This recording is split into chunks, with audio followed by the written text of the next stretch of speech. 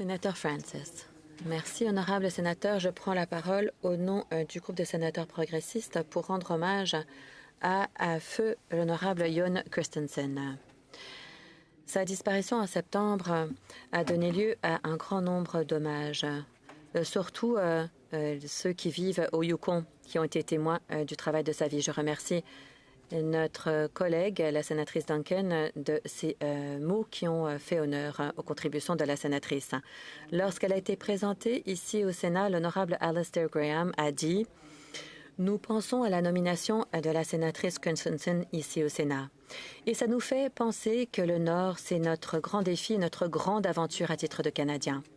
Le Yukon, c'est une région de mystère et de magie. Et on amène avec elle une compréhension de ce mystère qui est sans parallèle et une intuition de la magie de cette région. Il est clair que la sénatrice n'a jamais perdu ce lien avec la Terre. Et en fait, j'ai entendu dire qu'elle amenait un petit peu de magie ici au Sénat avec elle. Apparemment, elle a arrangé d'apporter des pins rouges du Sénat et elle les ramenait ici au Sénat avec un petit peu d'or du Yukon. C'était une façon pour elle de rappeler à ses collègues la contribution de son territoire. Comme on l'a entendu, la sénatrice était une véritable pionnière. Elle fut responsable de toute une panoplie de premières. Elle a ouvert d'innombrables portes pour que des générations de femmes puissent la suivre et puissent évoluer un petit peu partout au pays. Elle était connue à l'échelle internationale aussi.